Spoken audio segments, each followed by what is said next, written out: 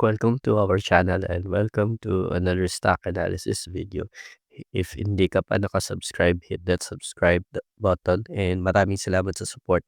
Bago tayo mag-proceed with our selected stocks for the week, let's have a recap muna sa recent chart ng Philippine Stock Exchange para magkaroon tayo ng general overview ng market natin. So weekly chart yung ginagamit ko.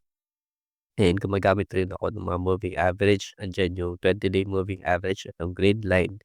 And it helps me to identify short trend and 50-day moving average, yung kulay red na line na to. And this helps me identify my long-term trend. So market is moving towards the uptrend direction kasi makikita natin dito na yung mga candles nasa taas siya ng mga moving averages natin. So generally, if you will look at the index market natin, mapapansin natin na sideways yung movement ni Philippine Stock Exchange. And so still my signal for the breakout ni Philippine Stock Exchange Index or continuation no strong uptrend niya is pag basag na niya 'tong 6,600 level. Ito yung pinaka-signal for us to witness or experience or makita natin yung, strong uptrend direction na 'pag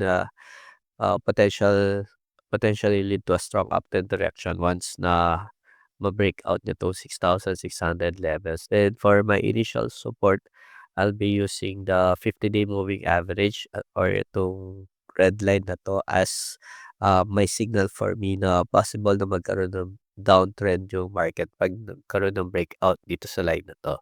So let us see, where the market goes from here sa mga darating na araw. So proceed naman tayo with our selected stocks for the week or for this video. First on our list is APX.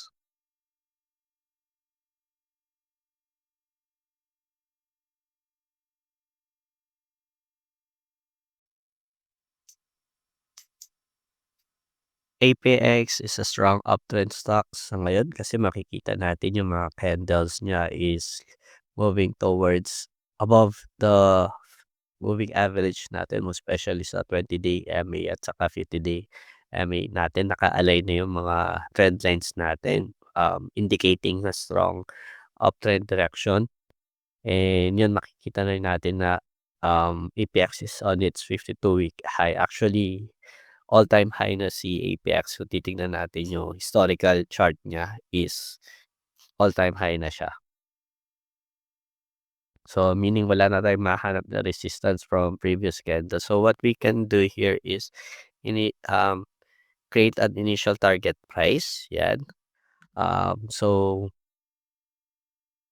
yun, ako usually, what I am doing here is I do follow trend using the moving averages so I could maximize the potential returns or gains from the stocks.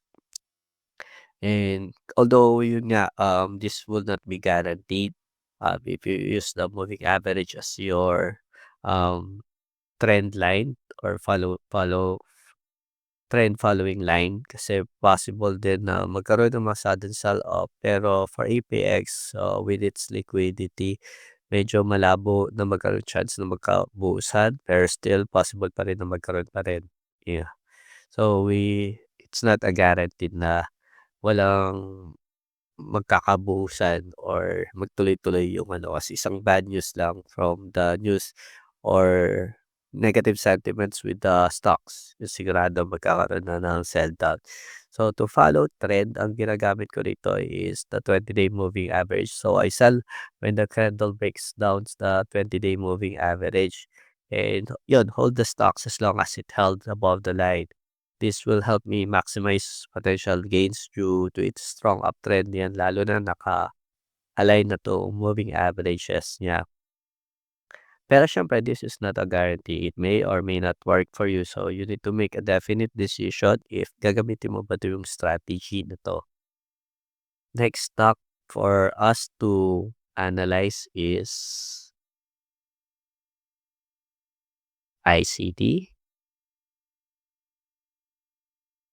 si ICT, yun, outlier stock din 'to and makita natin na strong uptrend din yung direction ni ICT similar with APX and for the, good entry actually nito nung bumaba siya dito sa, nagkaroon ng sell down and nagkaroon ulit ng strong buy dito.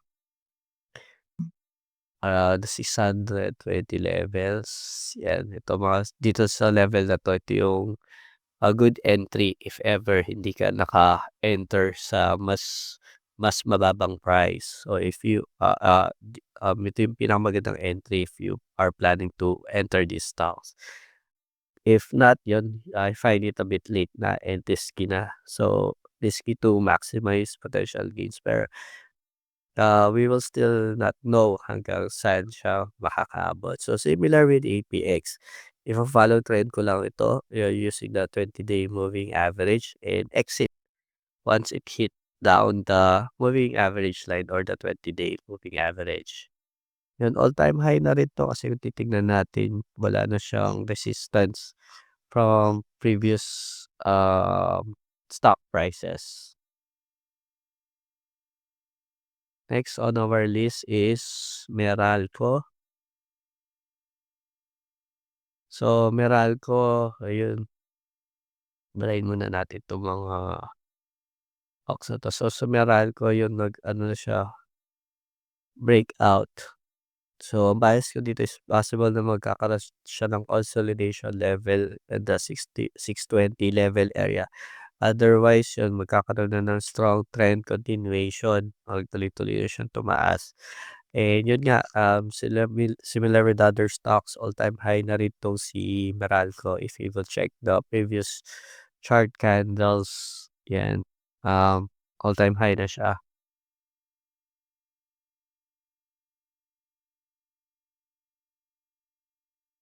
And yun, for the exit, yun, I would trend follow this stock using the 20-day moving average as the exit line. Yan, pag breakdown siya dito sa 20-day moving average niya, it's a sign for me to exit the stock. Next natin si OGP.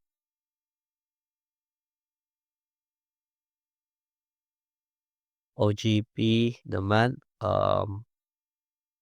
nagkaroon siya ng, weekly technical chart review natin kay OGP, also shows a strong uptrend din. Yan makikita natin above sa 20-day moving average yung mga candles. So magkakaroon ulit siya ng dividend, this March.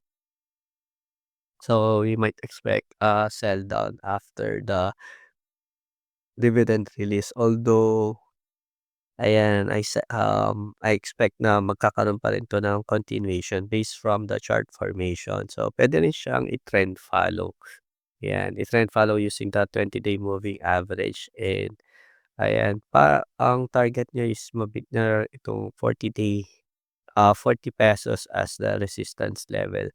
'Yan, meron siyang ito yung kailangan niyang i-break out para magkaroon ng continuation ng uptrend. So, next on our list naman is SGP.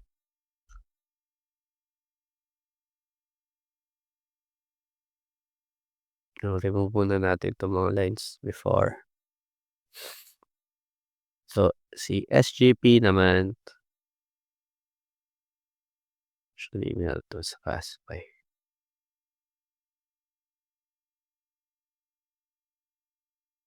So, SGP, I see some recovery, from the recent sell down niya dito. And nagkakaroon siya ng recovery dito. Although, um ang target niya dito is i-break niya 'tong ₱19 to reach as high as ₱20 or 'yan initially to ₱19. Ito yung kailangan break out ni SGP to have a continuation for the uptrend direction. Although yun, chart-wise, I expect these stocks to move upward or uptrend. Although yun medyo news driven si SGP kasi, so we need to be extra careful especially trading this, as a retail trader we need to be extra careful trading SGP kasi news driven to. Anything negative news na lumabas kay SGP, possible na magkaroon to ng sell down. So, we need to be extra cautious when trading SGP. So that's all the 5 stocks natin for this video. If you have a stock request or thoughts, ilagay nyo lang sa comments and re-replyan natin yan. And if you find this video helpful, please like and share. And thank you for watching. See you on the next video.